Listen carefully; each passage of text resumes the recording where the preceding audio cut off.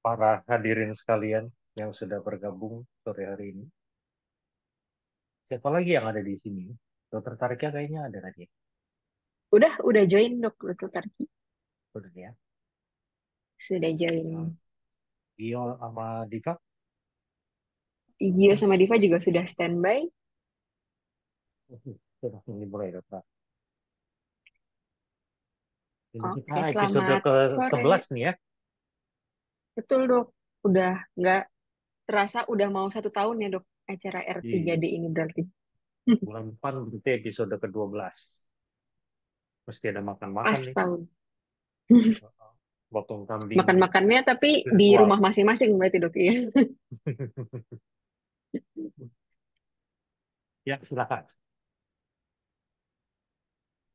Oke, dari Diva dan Gio sudah siap? Kalau sudah, silahkan dimulai aja. Jadi mungkin bagi peserta sekalian yang belum tahu, acara R3D ini konsepnya nanti para PPDS akan menampilkan real cases yang kita temuin sehari-hari di departemen kita ya, di Departemen Radiologi FKUI RSCM. Beberapa kasus akan ditampilkan dan kemudian nanti para konsultan, Dr. Marcel, Dr. Tati, dan juga saya juga akan mencoba mendiskusikan kasus tersebut. Oke, silahkan Diva atau Gio kalau sudah mulai, kalau sudah siap silahkan di share screen saja.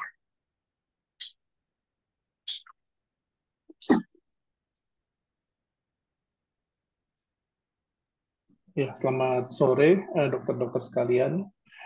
Eh, izin perkenalkan saya Giovanni, PPDS Radiologi. Saat ini sedang stase di MSK dengan Dr. Marcel, dengan Dr. Tarki dan Dr. Alia.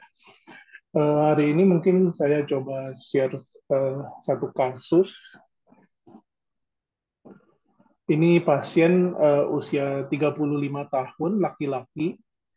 Fotonya ini adalah ankle 3 posisi. Saya mohon izin juga dokter sekalian untuk tidak menyalakan kamera karena kebetulan sedang tidak bisa dan waktunya sudah agak mepet. Mohon maaf sekali lagi. Kemudian untuk pasien ini dia pertama memang sudah memiliki riwayat gout dengan tofus yang prominent. Jadi sudah menjalani operasi pengangkatan tofus juga pada sekitar 8 tahun lalu.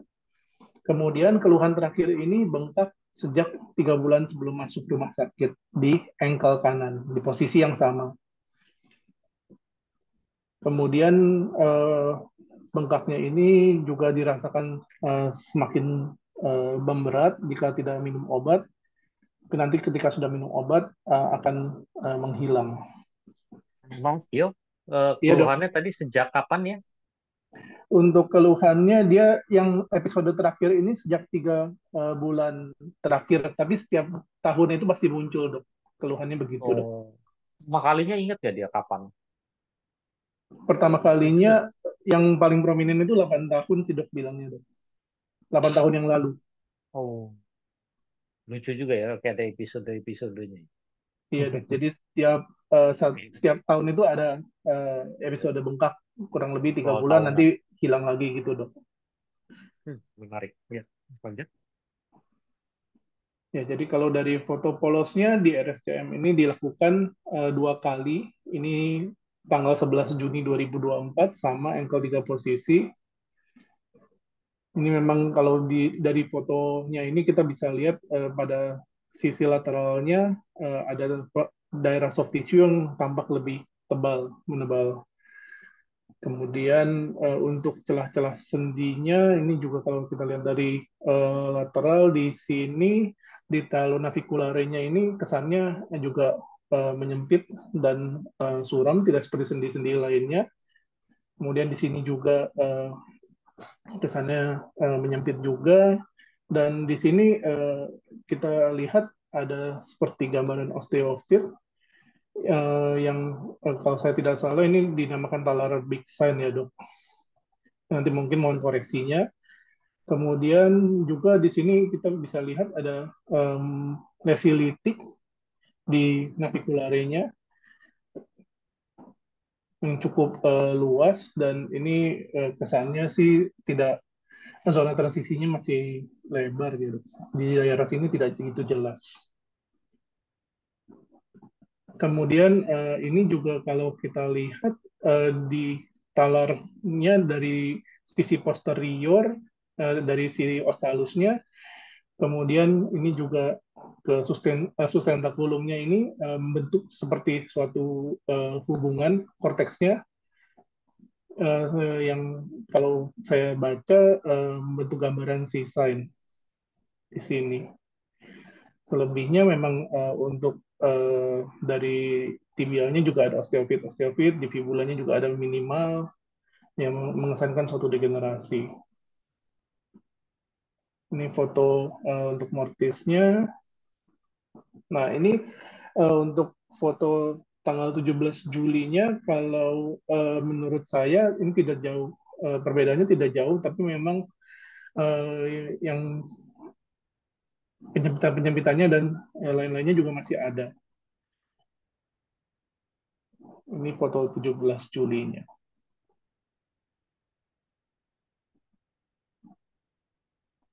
Ya, izin dokter mungkin mohon masukan dan bimbingannya, dok.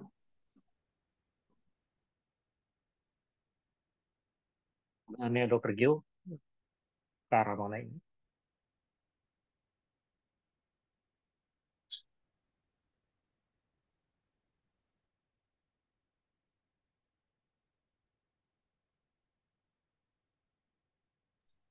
Iya dok, kalau untuk penebalannya ini memang daerahnya sesuai dengan gout dok. Tapi kalau dilihat dari keberadaan si Talarbik, kemudian ini juga yang si side-nya, ini salah satunya kemarin mengarahnya ke arah ini ya dok, tarsal coalition ya dok. Ada penyempitan-penyempitan juga.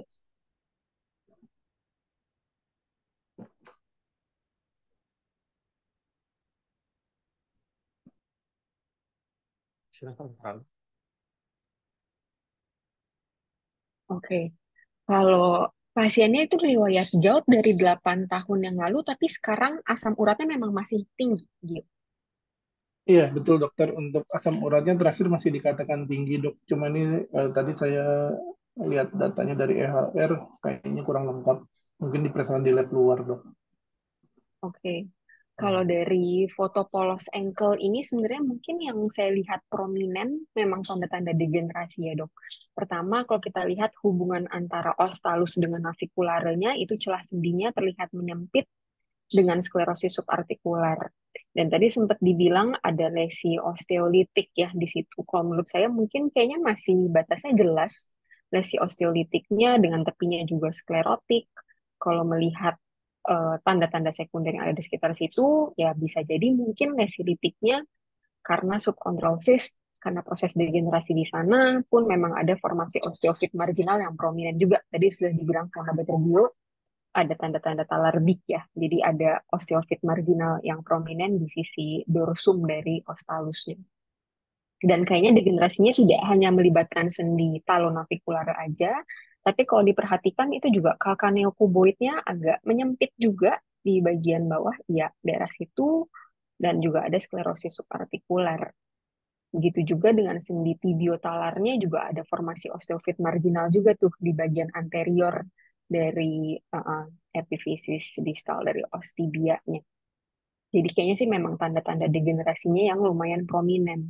Tapi kalau kita lihat lagi memang soft tissue-nya kayaknya edem ya dok di daerah intraartikular tibiotalarnya, terutama daerah anteriorises dan posteriorises itu agak suram. Dan dari AP-nya juga memang ada penebalan jaringan lunak vokal di daerah malleolus lateralnya. Coba lihat AP-nya lagi, iya daerah situ. Nah, kira-kira mungkin nggak nih dok, karena suatu proses gout arthropathy kalau untuk kasus seperti ini?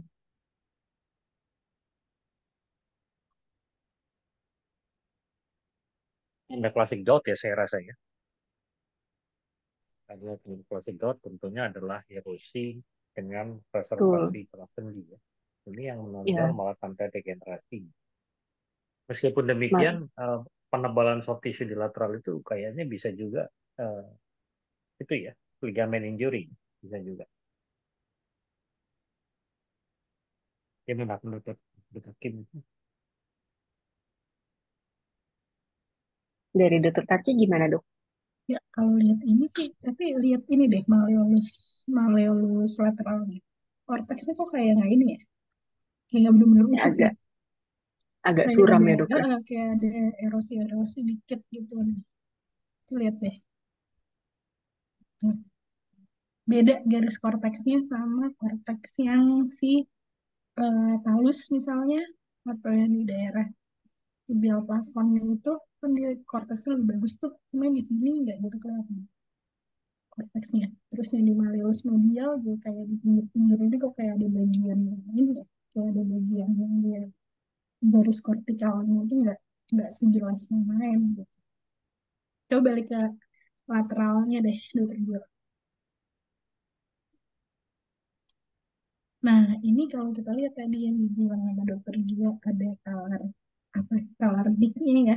Terus lihat penebalan jaringan lunaknya itu dia adanya di recessus anterior sini. Kemudian di jadi di kelihatan kan ya apa di recessus anteriornya itu dia lebih apa suram dibandingkan dengan yang si eh, recessus dibandingkan dengan harusnya harusnya kan di recessus anterior itu isinya kan lemak ya kalau misalnya nggak ada apa-apaan. Nah di sini kelihatan suram gitu. Nah, terus yang tadi kalau kita lihat juga ke belakang, nah, di belakang sini dia ada stiada proses, kemudian lihat di Keigernya dia suram. Ya, ini kira-kira apa nggak jadi kayak ini ya? Jadi kayak apa? Impingement gimana, dokter Marcel, dokter Alia? Kayak dapat juga tanda-tanda sekundernya gitu. Kalau dari jaringan lunasnya karena di situ ada osteofit, kemudian ada penebalan ini di belakang juga ada proses, kemudian jadi kayak ada penebalan di daerah Jager sepet gitu. Cuma emang yang Saya rasa agak sih bisa. bisa Iya. ya, cuma yang agak menarik itu kayak ada bagian-bagian yang memang ini nih kayak gini nih, ini kan tuh lihat deh kok korteksnya kayak bener-bener utuh gitu ya kayak terus sama tadi yang di malleolusnya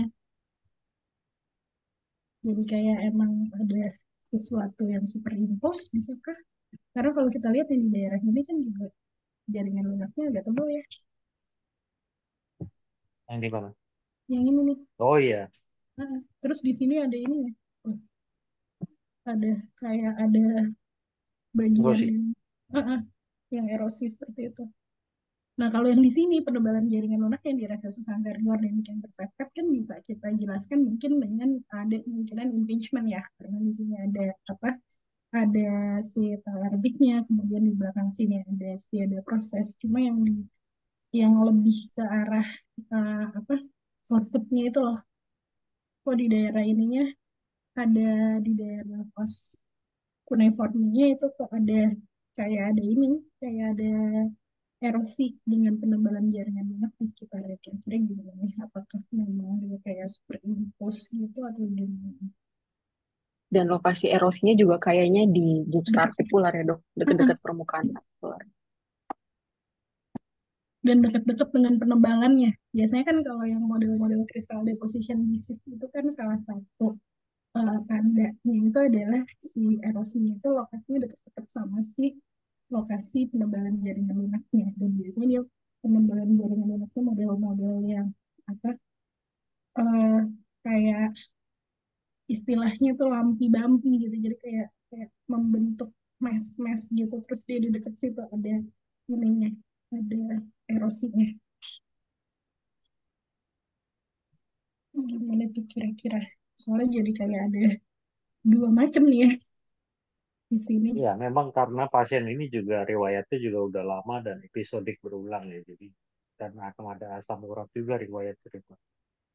Tapi saya rasa memang kalau ada impingement juga sangat bisa. Cuma masalahnya kenapa ada impingement ya? Apa yang kejepit Mhm. di situ dan kejepitnya kelihatannya karena memang osteofitnya jelas sekali itu di tibial tower joint, osteofit margin yang bagian sini ya. Dan yang tanda kedua juga yang agak membedakan adalah karena di sini kita harusnya melihat sendi talokal kanal posterior atau sendi subtalar. seperti lazimnya dalam kondisi normal foto ankle lateral rheumatoid pada kasus ini itu tidak terlihat. Kemungkinan dia terdapat fusi gitu. Barangkali stenosis yang makanya tadi dia bisa muncul istilah C-sign karena jadi kalau seolah jadi kayak nyatu, jadi kayak huruf C. Meskipun C-nya ini C terbalik belok ke kiri. Dan juga Continuous tanda ya, dan juga ini biasanya kan kalau kita bicara tarsal collision kita ada beberapa macam ya, ada yang jenisnya yang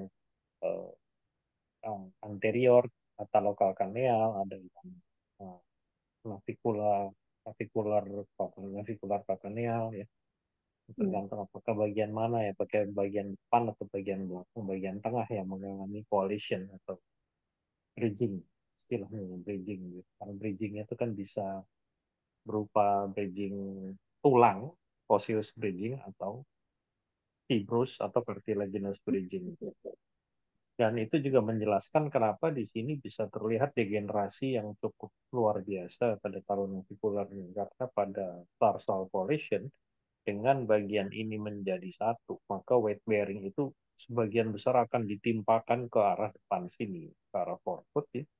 Sehingga biasanya memang akan terjadi degenerasi yang lumayan signifikan pada talonavicular joint, yang mana itu juga menjelaskan adanya gambaran talar big sign ini ya, projection superior dari halusnya. Jadi ya kalau menurut saya sih kemungkinan ya semua itu masih bisa semua ya. Saya juga setuju bahwa ini bisa jadi juga gout karena kita tahu gout juga gambarannya tergantung stage-nya kan, dan tergantung dia juga bisa chronic long standing, dan erosinya kadang-kala nggak selalu ada overhanging edge ya. Itu kan temuan klasik, tapi kan juga bisa temuan tidak klasik. Dan itu juga mungkin menjelaskan adanya penebalan jaringan lunak bilateral dan juga penebalan jaringan lunak yang di dorsum juga bisa. Jadi bisa jadi ini overlap. Tapi pun demikian beda mungkin ya dengan tarsal collision perjalanannya. Kalau tarsal collision itu kan developmental. Jadi harusnya keluhan ini biasanya pada anak-anak belum terbentuk. Kalau tidak salah, mohon saya dikoreksi dokter Tati kalau saya jarang pegang pediatri. Ya. Tapi yang jelas kalau tulangnya belum matur, masih dalam masa pertumbuhan, ya masih belum bermanifestasi ini tarsal collision. Tapi begitu udah fix, udah jadi, nah baru mulai timbul masalah biomekanik yang biasanya berujung pada degenerasi sekunder akibat perubahan biomekanik itu. Dan karena dia developmental fusion, ya berlakunya ya sepanjang hayat ya. Ya kambuh, mungkin minum obat sembuh, kambuh lagi, keluhan nyeri dan degenerasinya itu pasti akan pelan-pelan progresif. Itu kira-kira barangkali pendapat saya. Mungkin ada tambahan. Berarti memang degenerasi di talonavikularnya kemungkinan karena proses mekanik ya dok, karena bebannya lebih banyak ditumpukan di daerah situ, ya terjadi itu bisa terjadi karena daerah kalkaneo, talokalkanealnya sudah mengalami fusi, baik itu bony ataupun secara fibros atau cartilaginous. Makanya itu kan Kalau kita mengubah biomekanik atau mobilitas antara, itu kan ankle kan kompleks antara tibia, talus, calcaneus, dan tulang-tulang midfoot di depan yang midfoot, navicular cuboid. Ya. Begitu ada yang anomali kan di belakang, ya pasti pengaruh semua ke sebelah-sebelahnya gitu ya. Karena orangnya betul. aktivitas biasa, jalan biasa, dan sebagainya kan. Ya. Malah mungkin lari-lari.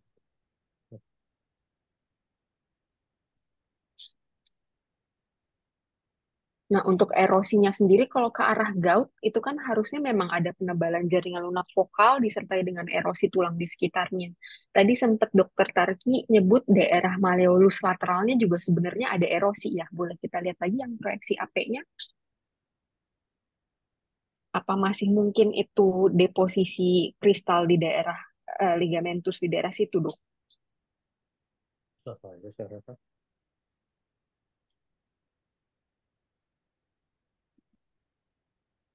Karena kayak permukaan Ya, malleolus kita lateral yang erosi di daerah attachment ya ligamen kita ya, Dok? bisa Kita bisa lihat bedanya sebenarnya dari permukaan. Ini kan artikuler ya. Ini kan semua ada kartilagonya. Di talardum ini bentuknya kayak uter balik ini.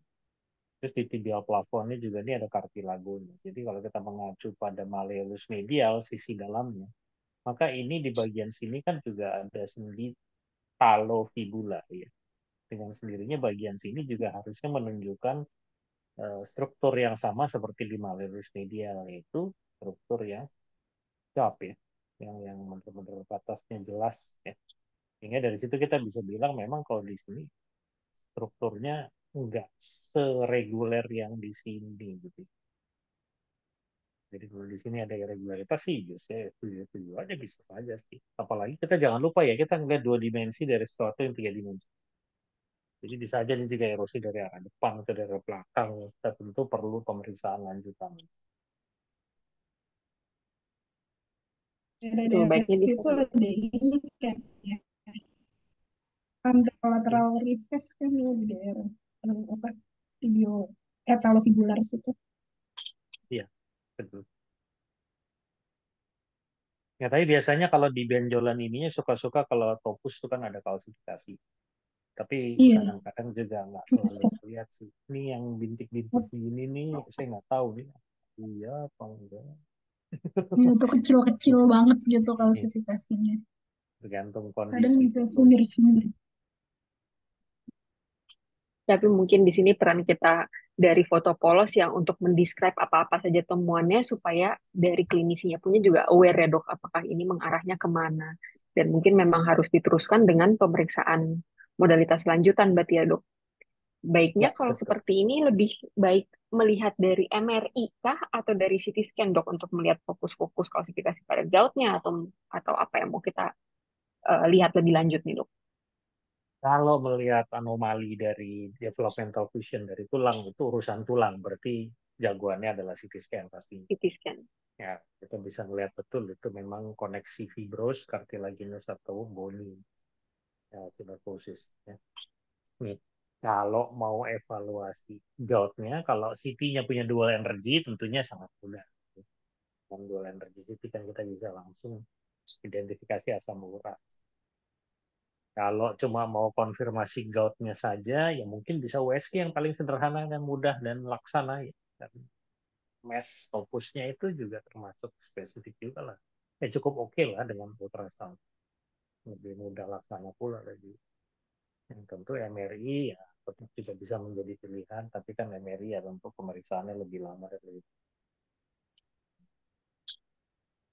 Itu Oke. gimana? Barangkali Berarti ada pertimbangan lain, Dokter Ali.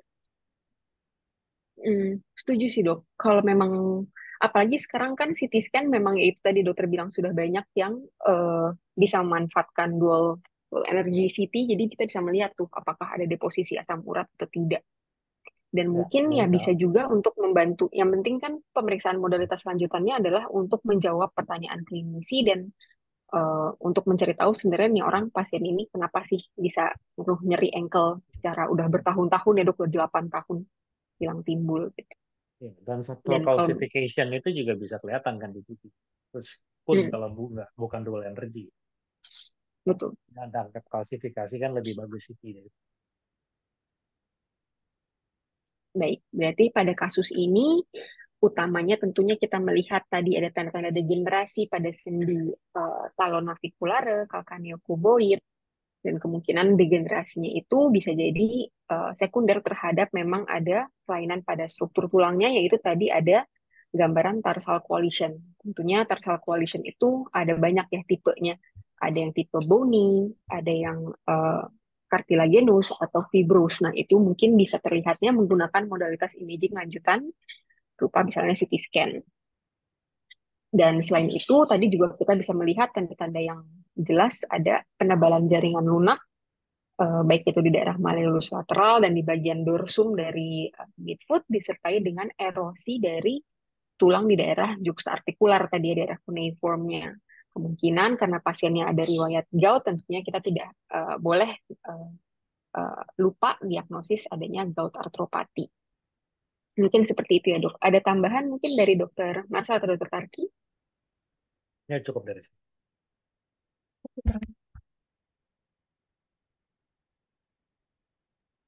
Oke, kalau gitu kita lanjut ke kasus berikutnya kali ya.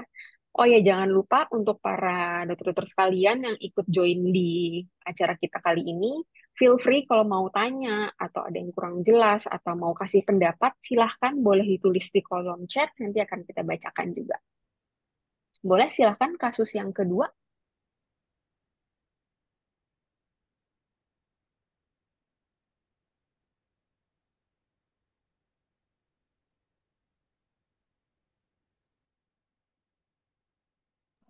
Ya, baik. Terima kasih dokter atas masukannya.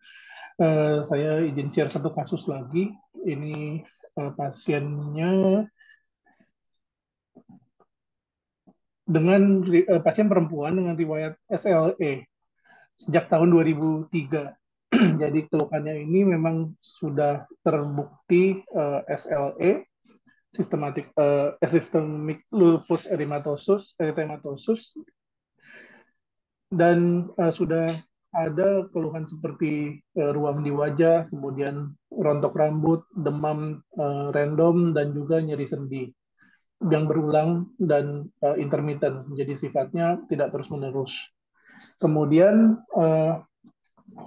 sejak sekitar 5 bulan terakhir, pasien merasakan bengkak dan juga nyeri di pergelangan tangan yang munculnya sebetulnya hilang timbul, tapi setelah 5 bulan terakhir ini kesannya menetap.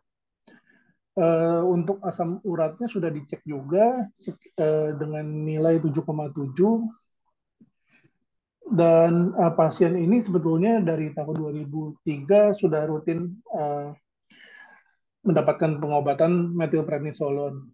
Dosisnya sudah coba di taper off, tapi kalau dilepas keluhan-keluhannya semua muncul kembali. Jadi on steroid terus-menerus sejak tahun 2003. Nah, untuk gambarannya ini seperti ini. Ini ada kita punya bilateral. Ini coba saya sandingkan kanan dan kiri. Sayangnya tidak ada pemeriksaan sebelumnya. Ini dilakukan bulan Agustus bulan ini.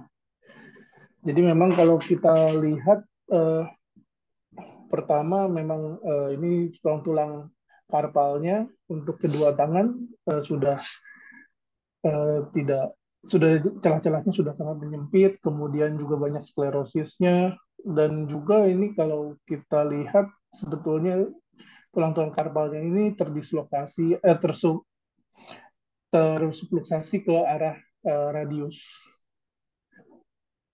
Mungkin dari AP kurang gitu jelas, tapi ini juga sudah cukup jelas. Kemudian untuk yang lainnya itu yang sangat terlihat di sini oslunatumnya sudah sangat kecil, jadi memang tampak hancur atau terdestruksi. Ini untuk tangan kanannya kesannya sih masih terlihat, tapi sama juga kurang lebih sudah tidak terlalu jelas. Kemudian selain itu juga kesannya celah-celah sendi yang lain, terutama ini kapometakarpal, ini juga kesannya sangat menyempit. Tapi ke distalnya, kalau menurut saya masih tidak tampak kelainan yang lainnya. Jadi kalau dari sini yang bisa kita simpulkan, yang coba saya simpulkan adalah karena ada kerusakan di bagian skapulunanya, ini jadinya saya simpulkan mungkin sebagai suatu selek dengan tanda-tanda artritis di sekitarnya. Mungkin izin dokter mohon masukannya. Wah, ini kalau ngelihat foto kayak gini, biasanya radiolog-radiolog udah takut duluan nih dok. Kayak, aduh, kenapa tulangnya ancur-ancuran gitu tuh, gitu. Tapi mungkin kita coba runut lagi dulu ya dari klinis pasiennya. Jadi pasiennya sudah diketahui menderita SLE ya. Iya, betul dokter. Oke, SLE-nya sudah menahun. Pasiennya on terapi saat ini. Methylprednisolone tadi dosisnya kalau tidak salah 16, dok. Oke, Dan untuk dari keluhan. 2003. Dari tahun 2003, dok. Oke, jadi sudah menahun menggunakan steroid ya. Oke, terus sekarang keluhannya yang di kedua pergelangan tangannya apa? Atau dari kapan? Jadi sebetulnya bengkak ini baru dok. Tapi kalau nyerinya sudah lama, nyeri berulang dari sendi-sendi, mulai dari yang pergelangan tangan, kemudian ke distal juga katanya sempat ada. Tapi yang fokusnya itu sebetulnya di pergelangan tangan dok, kanan kiri. Kemudian eh, kalau untuk bengkaknya sendiri baru muncul 5 bulan terakhir dok. Jadi memang bengkaknya juga terfokus di bagian wrist, bilateral, kanan kiri, tapi itu baru muncul 5 bulan terakhir. Oke, 5 bulan pun juga waktu yang panjang ya sebenarnya ya. Kalau kita lihat dari manus bilateral, tentu kelainan yang paling prominent ini adalah di daerah karpalia ya. Tulang-tulang karpalianya, sendi radiokarpal, interkarpalia, dan karpometakarpal. Dan kalau dilihat di sini, tulang-tulangnya pun sudah disorganized, sudah terutama yang kiri dulu kita lihat itu tulang scaphoidnya sudah bentuknya nggak jelas, udah kayak kolaps, lunatumnya juga lebih nggak kelihatan lagi, udah tinggal hanya sepotong aja di daerah sini. Pun juga kapitatumnya juga sama, udah mulai sebagian kelihatannya hancur dan kolaps ya di daerah situ. Begitu juga dengan yang di sebelah kanan, tapi yang sebelah kanan nih kayaknya struktur tulangnya masih lebih oke daripada yang sebelah kiri. Scaphoidnya kita masih lihat bentuknya, walaupun memang di bagian proksimalnya sudah mulai agak-agak aneh ya bentuknya, udah mulai deformitas. Terus, dan yang jelas kita lihat di sini tentunya ada pelebaran celah sendi scapholunatумnya dengan migrasi dari tulang kapitatumnya ke bagian proksimal di antara celah sendi tersebut. Nah, sebenarnya kalau yang saya coba baca-baca dari literatur untuk SLE itu memang biasanya apalagi sudah menahun bisa mengakibatkan ligamentus laxity ya biasanya. Jadi ligamen-ligamen terutama ligamen di daerah persendian kecil itu dia menjadi laxity, tentunya jadinya menjadi disorganisasi tulang-tulang karpalianya. Walaupun demikian, kadang kita juga mesti bisa membedakan apakah ini karena SLE atau ada inflammatory arthritis atau ada gejala atau ada gambaran lainnya. Nah, menurut Dokter Tarki bagaimana nih, Dok? Sebenarnya sih kalau misalnya ya kayak gini kita kemudian dapat ininya ya apa informasi klinisnya bahwa ada SLE. Maka yang harus kita ketahui itu sebenarnya SLE bisa bikin apa aja keterlibatan muskuloskeletalnya.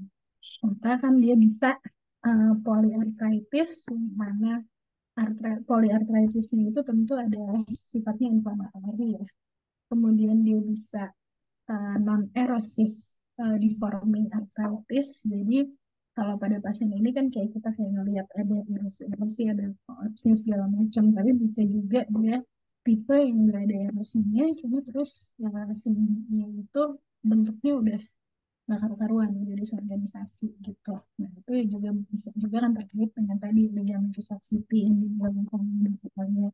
Bisa juga keluhan yang lain di muskuloskeletalnya kayak misalnya miositis atau apa itu juga bisa.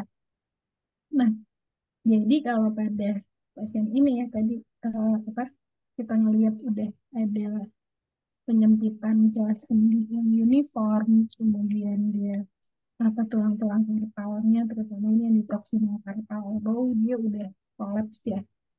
Eh, udah kolaps sehingga tadi yang dibilang sama Gio jadi kayak ada apa ini antara scaphoid sama hematomnya udah nggak jelas, kemudian dia jadi kayak di sini kapitatumnya kayak turun ya dokter Gio, yang makanya tadi dibilang ada slacknya ya, Iya scaphoid dok. funds collapse kemudian menyebabkan kapitatumnya turun. Ya sebenarnya itu kan lebih ke apa ya komplikasi ya dari apa yang proses apa yang terjadi di risk dari pasien ini. Jadi kalau ngelihat kayak gini tuh keseluruhan gambarannya emang kayak inflamatori ya, dokter Alia ya. Tapi karena udah berlangsung lama, kemudian dia sudah apa mungkin dengan terapi itu nggak kekejar ini ya, nggak kekejar untuk menghentikan disease prosesnya gitu. Jadi habis itu terjadilah si apa slacknya itu tadi. Kalau saya sih mungkin menambahinnya gitu ya. Gimana informasinya? Itu kalau melihat dari jauh sih memang yang uniknya juga adalah bilateral simetris. Jadi mungkin ada data nggak dari klinisnya Dokter Gio? Ini orang profesinya apa sih? Coba saya lihat ya dok. Oh, Memang kalau jangan-jangan post traumatik atau ya, apa dia kalau petinju? boleh Kalau petinju kayaknya enggak dok. cewek kan Kalau cewek. ini sih pegawai swasta, ada pekerja Oh. kantoran. Oh, Ya kalau lihat dari itunya sih emang dia petinju biasanya wanita. simetris bisa dokter Marcel. Iya, bisa Kalau memang. Tapi ya kita mesti rule out yang itu. Saya rasa sih memang ya karena bilateral simetris, jangan-jangan ini juga ada traumatik juga ya. Target activity yang repetitif berulang. Cuma kalau emang udah ketahuan SLE ya tentunya kita ya benar yang tadi pola pikirnya. Memang ligamentus laxity yang paling paling sering terjadi gitu. Di sini yang kita lihat menonjol adalah udah ya karena instability jadi gambaran degenerasinya ya. Biasa. Ya, dan yang lucunya juga adalah degenerasi, tapi biasanya kalau OA di manus kan kejadiannya itu di jari-jari, bukan di pangkal Distal situ itu. gitu ya. Jadi ini pasti ada sesuatu yang bukan sekedar OA biasa gitu kita. secondary.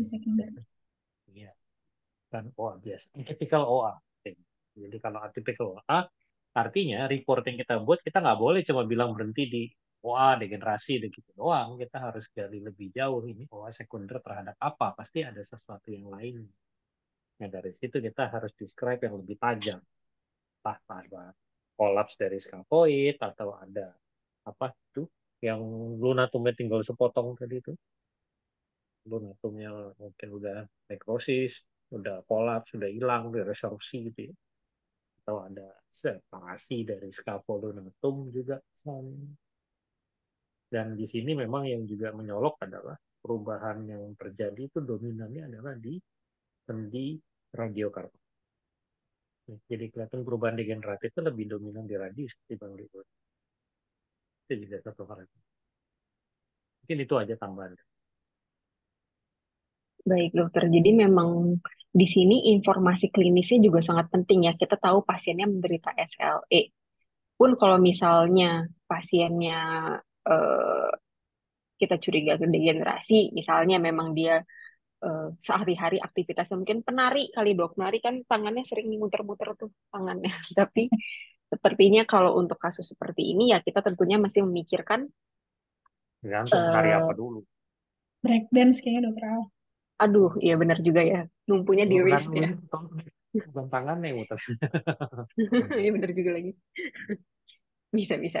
Tapi kalau untuk OA sih harusnya nggak sampai segini ya dok. Mungkin kalau tanda-tanda artritis yang jelas kan kita masih membedakan apakah dia inflamatory artritis atau eh, degenerasi, proses osteoartritis. Nah, kita lihat tanda-tandanya kalau inflamatory tentunya yang prominent adalah erosinya dan juga penyempitan celah sendinya yang uniform. Sementara kalau degenerasi biasanya penyempitan celah sendinya non-uniform, utamanya di salah satu sisi saja, dan tentunya ada formasi osteofit marginal, subchondrosis, sklerosis partikular, dan lain sebagainya.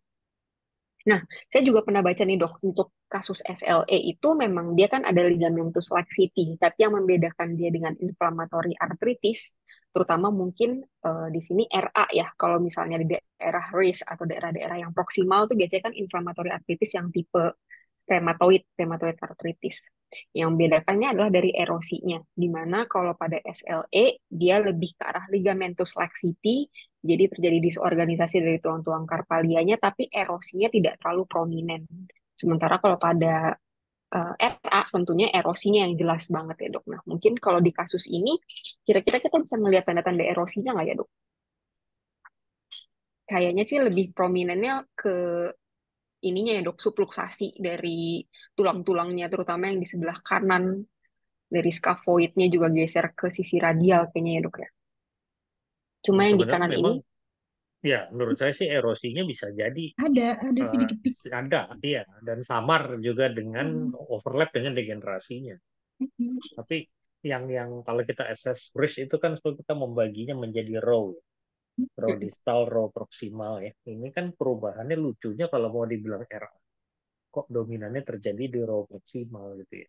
Row distal itu misalnya antara capitatum, hamatum terhadap metatarsal itu kita lihat celah sendinya baik-baik saja. sih bagus ya. Ini khusus di row bawah dan hubungan dengan radiokarpal gitu ya. Jadi agak-agak aneh juga kalau mau dihubungkan ke rheumatoid arthritis. Gimana Tarki ada benar?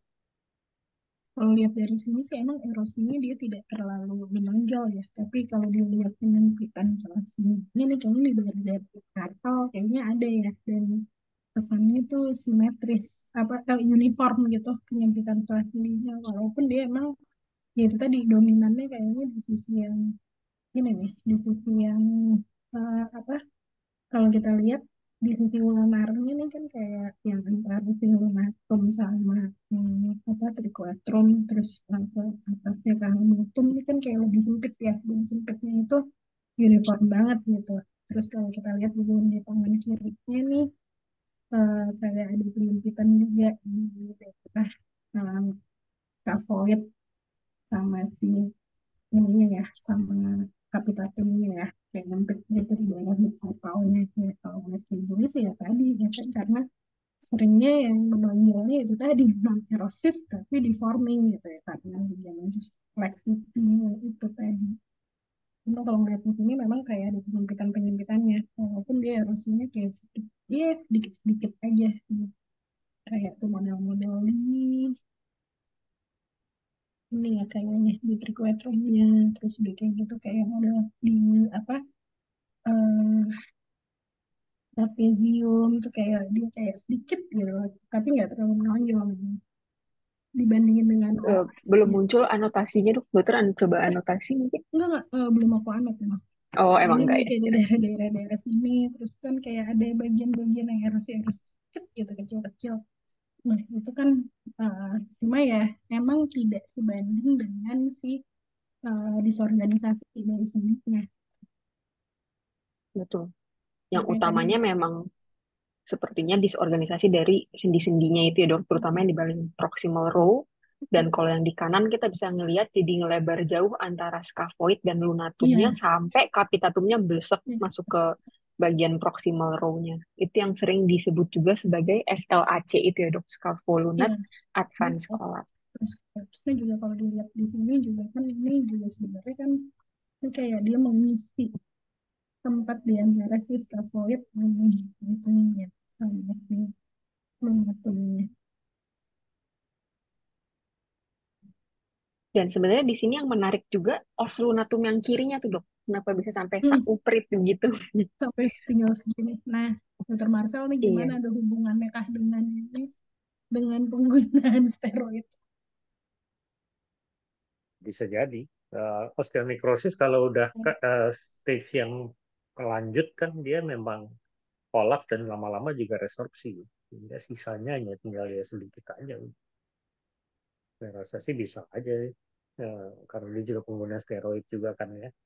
Dan juga Ya, biasanya kalau udah sampai slack begini, biasanya juga terjadi tentunya distorsi dari struktur anatomi yang normal dan bukan tidak mungkin vaskularisasinya juga terganggu kan. Nah, sehingga ditambah dengan pakai steroid bisa akan terjadi osteoporosis dan sebagainya juga tentu akan menyebabkan ya chance besar sekali untuk dia rusak dan kemudian hancur dan nekrotik. Karena digeser-geser semua, bayang vaskularisasi ke tulang-tulangnya juga udah nggak bagus dengan sendirinya. Jadi itu udah betul. kayak vicious cycles ya. Betul. Jadi pada kasus ini memang terjadi ada eh, disorganisasi di tulang-tulang proximal row, terutama yang kita sebut dengan SLAC, scapholunate advance collapse, disertai dengan tanda-tanda degenerasi sekunder dari tulang-tulang karpalia lainnya. Dan untuk osteoanatomi di sebelah kirinya masih mungkin itu disebabkan oleh penggunaan steroid jangka panjang atau bisa juga memang karena perjalanan penyakitnya sendiri dari SLE-nya.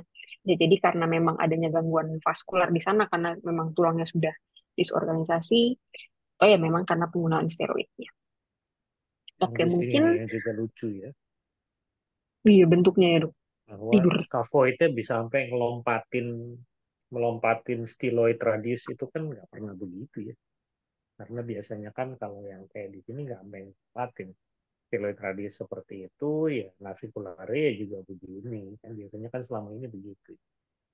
Ini malah sampai kayak bahkan mungkin kayak flip ya kalau balik. Kalau konkavnya di bawah.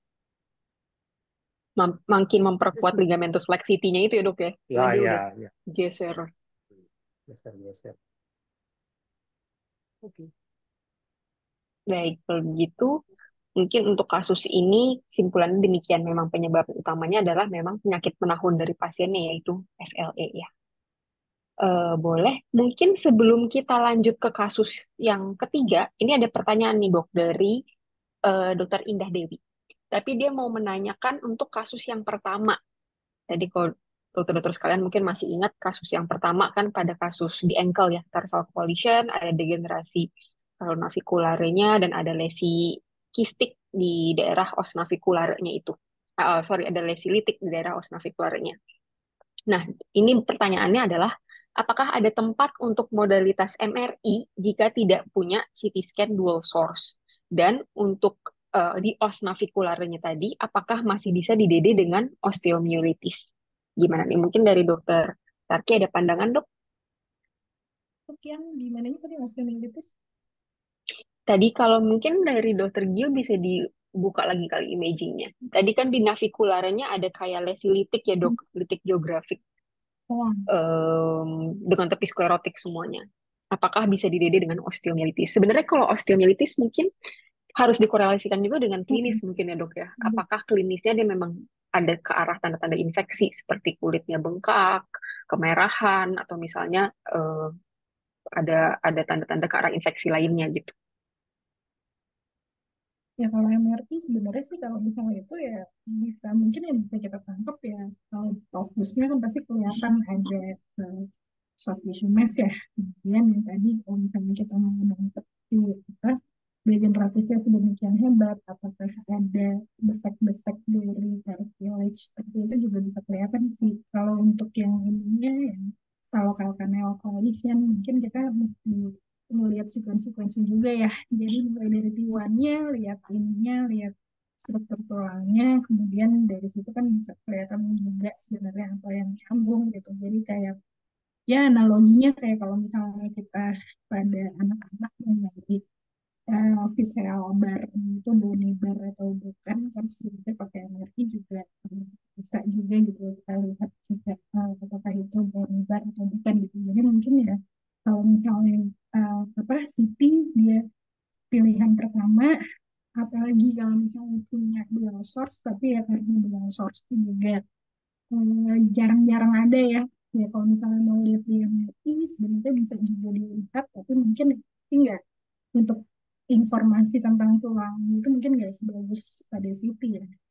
Ini kayak gini-gini separatif banget ya.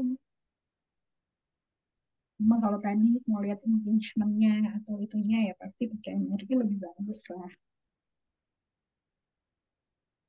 Betul. Jadi intinya ya memang kalau untuk melihat jaringan lunak, kalau misalnya fokusnya mau ngejar ke penebalan jaringan lunaknya tadi, apakah ada tanda-tanda infeksi atau apa inflamasi di daerah situ ya, kita bisa melihat dari MRI. Tapi kalau memang kita kecurigaan ke arah gout, dengan mungkin mau ngeliat fokus ada klasifikasinya, tentunya untuk struktur klasifikasi lebih baik dilihat menggunakan eh, CT scan mungkin seperti itu ya, Dok. Kalau dari Dokter Marcel ada tanggapan, Dok?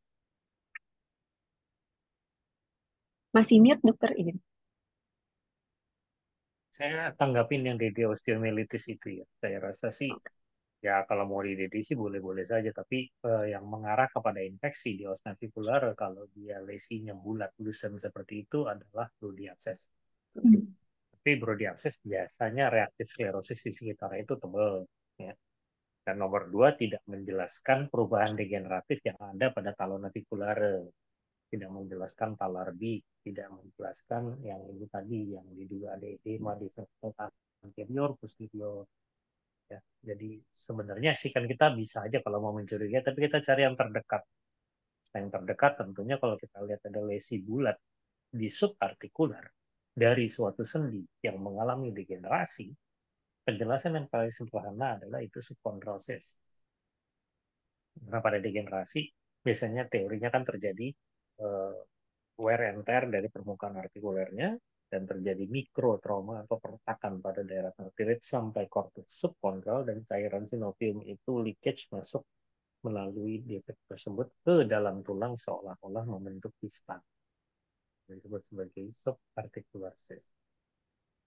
Subarticular cyst memang bukan sesuatu yang eksklusif, ya. Dia non-spesifik, dia bisa juga dijumpai pada berbagai macam artritis.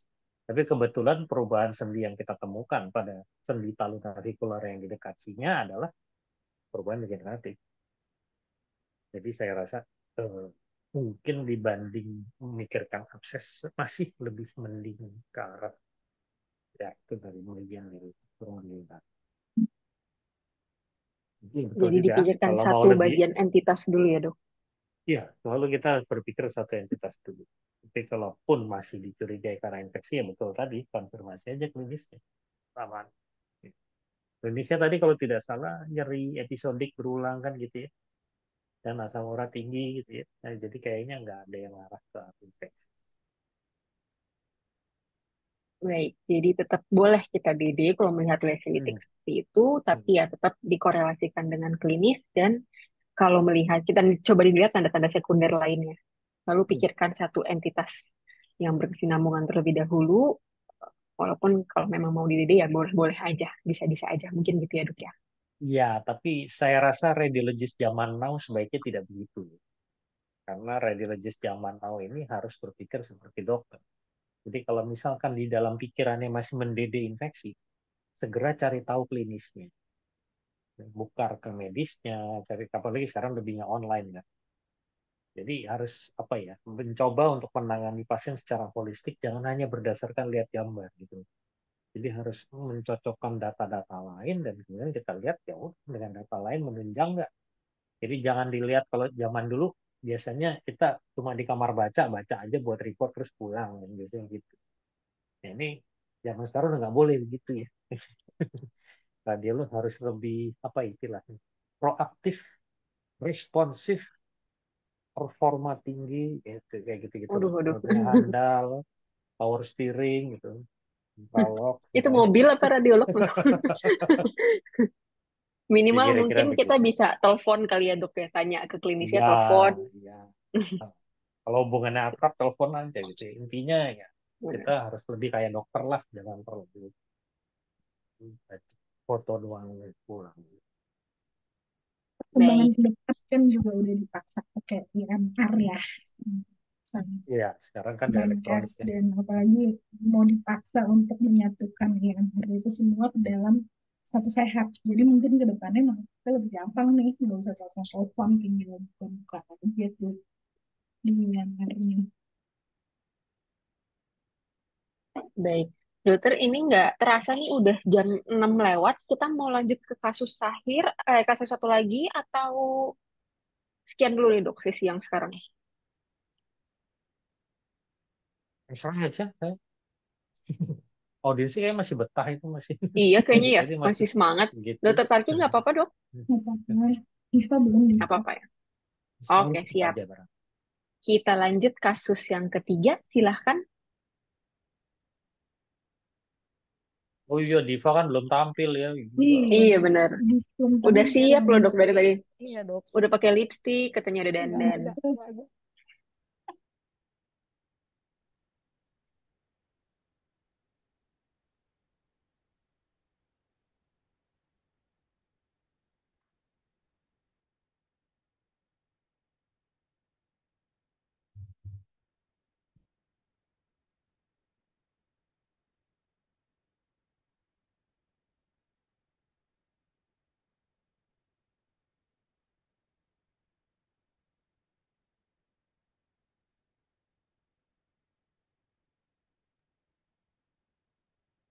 Silakan, Diva. Izin selamat sore menuju malam, Dokter Marcel, Dokter Rika, dan Dokter Alia. Izin dok untuk kasus selanjutnya yaitu pasien laki-laki berusia 15 tahun dengan keluhan utamanya itu bengkak pada genu kanannya sejak 6 bulan yang lalu. Riwayatnya adalah 6 bulan yang lalu pasien mengeluh jatuh dan juga pasien ada riwayat hemofilia sejak pasien berusia 2 tahun.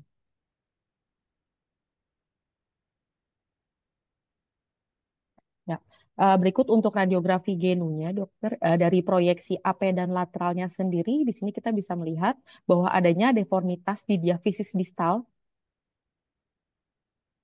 Deformitas dari diafisis distal dari os femur dengan angulasi yang bentuk angulasi dari segmen distalnya ini ke posterolateral. Untuk garis frakturnya sendiri sudah tidak tampak jelas dengan adanya elevasi di periosteum sisi posterolateral di diafisis distal os femur dengan adanya keseraman di massa jaringan lunak di regio tersebut. Untuk lesi atau maupun sklerotik di intramedulanya tidak terlalu jelas dan juga ada di sini juga ada deformitas juga elongasi di patelanya sendiri. Dan untuk ada densitas di tulang di paraartikularnya juga kesan menurun dengan celah sendi dari femorotibianya di sisi medialnya dan matanya juga menyempit dengan permukaan arterikular sendiri yang irregular. Untuk jaringan lunaknya sendiri dari sini saya juga ada proyeksi di otot-otot femur distalnya juga terkesan hipotrofi. Jadi untuk kesimpulannya sendiri yaitu adanya deformitas diafisis distal os femur dengan angulasi dari segmen distal posterolateral mengesankan untuk adanya linear fracture dengan elevasi dari periosteum sisi posterolateral tersebut diafisis distal os femur dengan adanya massa jaringan lunak tersebut. Suspeknya lebih ke subperiosteal hematoma. Izin dokter Desa sekian. Oke, jadi pasiennya ketahuan ada punya riwayat hemofilia dari umur 2 tahun, dia sudah ketahuan ada hemofilia, terus datang ke RSCM-nya karena habis jatuh atau gimana? Jadi riwayat jatuhnya 6 bulan yang lalu dokter. 2 6 minggu bulan. setelah jatuh baru pasiennya merasa bengkak. Nah pasiennya baru dirujuk ke RSCM-nya itu bengkaknya juga sudah tidak dia keluhkan. Karena di sini kita lihat bahwa memang lebih ke arah atrofinya. Tapi lebih ke arah untuk kelanjutan pengobatan hemofilianya. Karena pasiennya masih tetap disuntik koatenya, cuman katanya tidak membaik juga dok. Masih tetap ada keluhan mudah memar. Oke, kalau dari foto genu ini memang yang kita lihat sepertinya ada bekas fraktur ya. Ada fraktur di diafisis distal os femurnya dengan angulasi segmen distalnya ke posterior. Nah, kalau dilihat di sini juga kok kayaknya udah ada permukaannya udah sklerotik dan udah tidak kelihatan jelas garis frakturnya, menandakan ini memang suatu fraktur yang sudah lama bukan baru terjadi. Pun soft tissue-nya juga terlihat udah tenang, adem ayem aja gitu ya. Kalau dia baru kejadian fraktur atau patah, tentunya soft tissue edema di sekitarnya juga prominent. Oke, nah untuk kasus seperti ini kalau kita lihat juga di bagian posterior itu seperti ada elevasi periosteal ya di bagian posterior dengan ada kesuraman atau densitas jaringan lunak di bagian posterior tersebut. Nah, kalau dari dokter Tarki sendiri gimana nih dok untuk menanggapi kasus ini? Nah, kalau kita lihat ya pertama selain yang tadi udah disebutkan oleh dokter Diva dan dokter Alia ya ada fraktur tapi sudah ada formasi halusnya, kemudian di periosteumnya itu juga kayak ada ini jadi kayak calcification gitu ya. Kalau kita lihat reaksi periosteumnya itu kayak ada sesuatu dari luar yang terus dia masuk ke daerah periosteumnya itu. Jadi yang kayak gini kalau misalnya hati-hati nih apakah ini suatu treatment atau kalau kayak gini sih kayak socialization kayaknya lebih kayak socialization karena eh, ada ininya loh ada sih nah ini ada barang ini yang masuk kemudian dia ada reaksi pada ustaz. Nah, itu mungkin tadi yang sudah disampaikan oleh dokter Diva ya karena ada hemofili kita curiga apa bisa aja karena ada frakturnya di situ kemudian dia ada perdarahan di subperitoneum.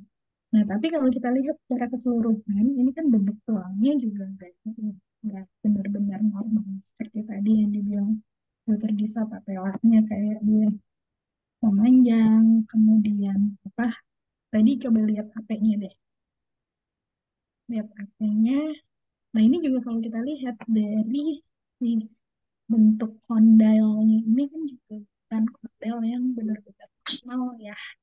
Dan juga kalau kita lihat dari ini eminensianya, ini eminensianya juga biasanya kan kita bisa melihat benar-benar eminensia, tapi di sini bentukannya udah bukan seperti bentukan suatu eh, tulang yang dia normal ya. Ini kayak gini juga nih, dia kayak apa?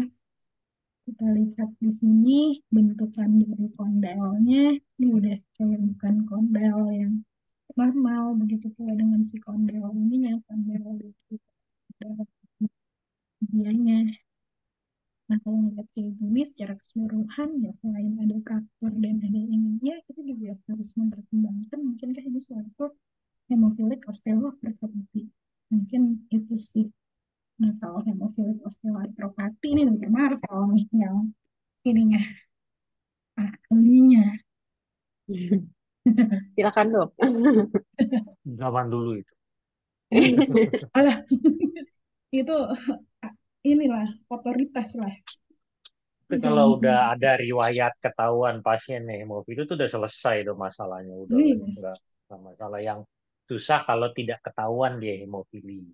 Mungkin kita puruk-puruknya kalau ketemu kasus ini dan kita tidak tahu orang yang hemofili, nah itu mungkin agak-agak pusing. Kayak begitu ketahuan hemofili.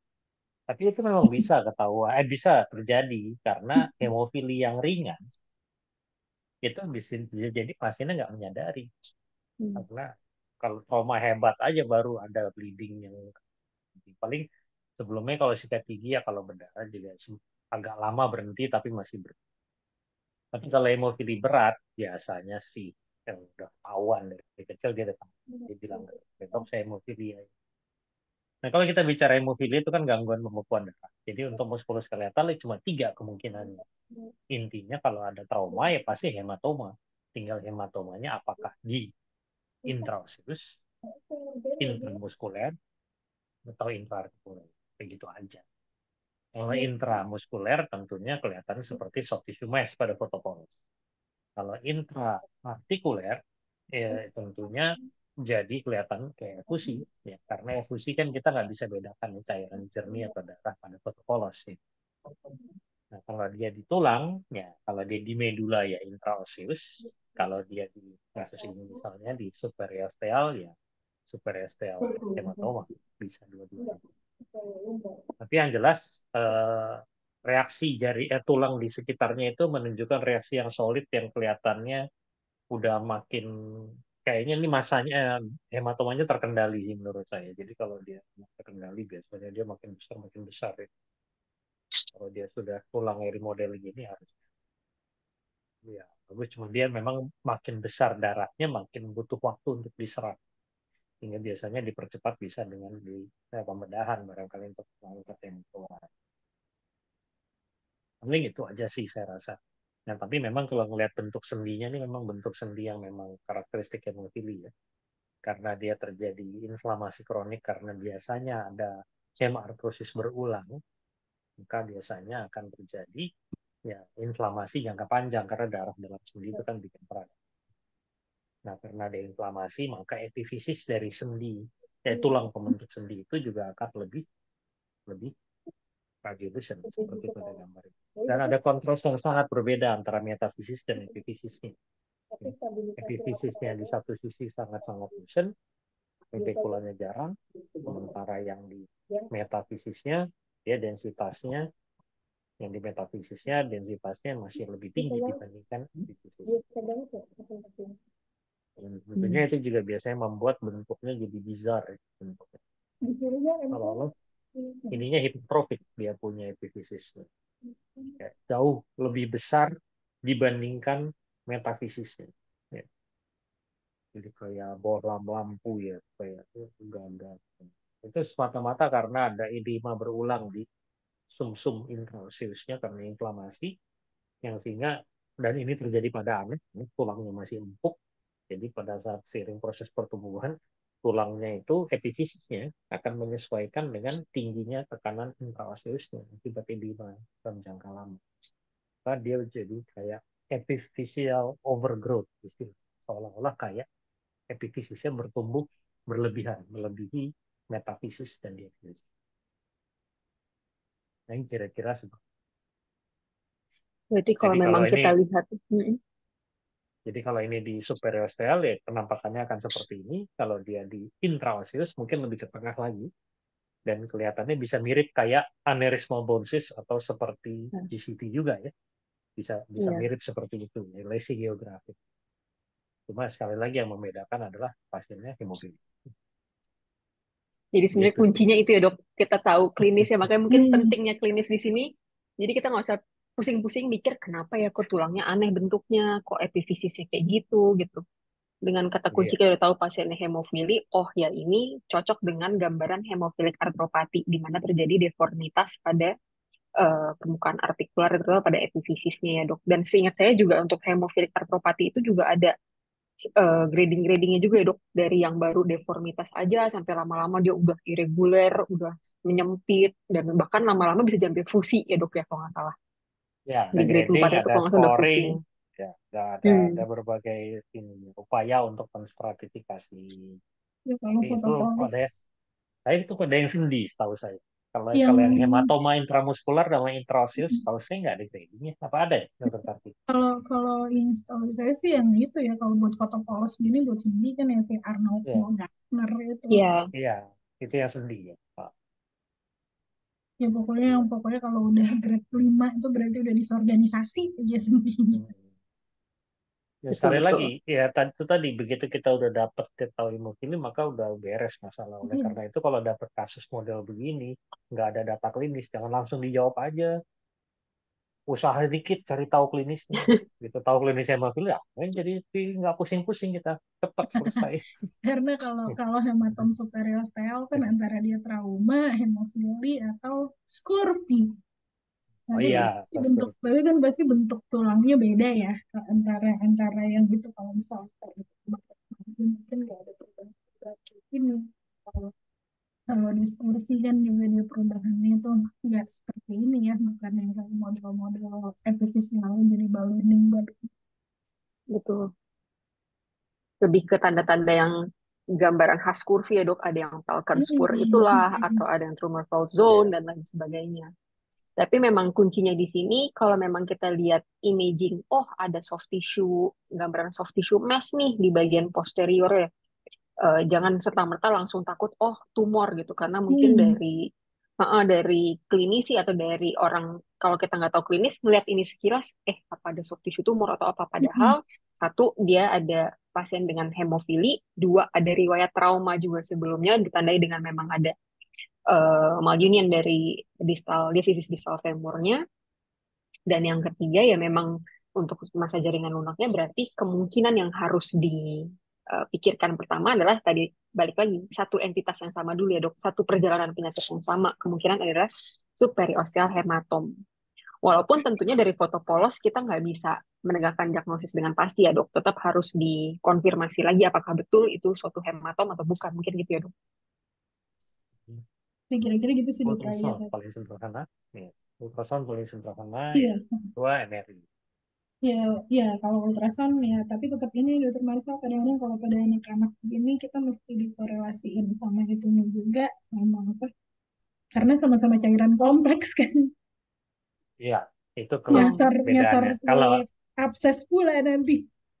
Ya, kalau MRI bisa lebih spesifik karena MRI akan memperlihatkan pola perdarahan Mm-mm. dan yang kedua perifernya kayak subakut, tengahnya akut, jadi kayak Iya. dia kan ada bleeding rebleeding berulang gitu ya. Mm-mm. Jadi berantuk kan itu dalamnya dan dia tidak punya kontras karena dia kan pada dasarnya darah bebas ya.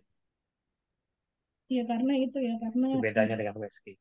ya kalau USG juga soalnya pernah ya pengalaman klinis aja sih, dikirim karena apa, dikirim karena nyeri lutut yang spesifik, dikirimnya langsung untuk ultrasound. Terus pas hmm, lihat kok ada superiosteal fluid collection yang kompleks gitu. Kalau udah kayak gitu kan bedanya antara infeksi atau apa, ternyata pas di foto dia ada fraktur, ada Salter Harrisnya. Jadi kan tegaklah diagnosis bahwa itu beneran bukan abses gitu, bukan infeksi, tapi memang ada superior cellular karena ada Salter Harris satu gitu. Ya, Jadi karena kalau dari USG tentunya nggak bisa kelihatan tulangnya ada fraktur atau enggak ya dok ya, kecuali iya, sudah difoto polos sebenarnya sebelum. bisa sih kalau dicari ya, kalau misalnya kita cari. Maksudnya kalau vital, kalau dalam kasus apa anak-anak yang masih ini sih sebenarnya kadang kita bisa dapat tuh diskontinuitas korteksnya, atau misalnya kalau kayak yang tadi itu metafisis sama epifisisnya itu udah garis gitu ya hasilnya. Cuma kan kalau kita ketemu fluid collection kompleks tuh emang benar-benar klinisnya juga memegang peranan gitu. Ada riwayat apa, ada riwayat di misalnya ada demam sebelumnya sebelum dia mengeluh sakit atau apa gitu, atau malah adanya riwayat demam. Oh, kalau gitu. Berarti tetap ya kuncinya klinis dan pikirkan satu entitas dulu. Eh, karena jarang banget sampai bisa muncul dua kejadian yang saling over itu sebenarnya agak jarang juga ya dok ya sebenarnya. Jadi kayak tadi ya, yang kasus pertama Kayak tadi, iya yang pertama. saking lamanya. Baik, kalau gitu mungkin itu aja ya kasus yang dipresentasikan kali ini dari Diva dan Gio. Masih ada lagi kasusnya? Nggak usah. Oke, udah habis ya berarti.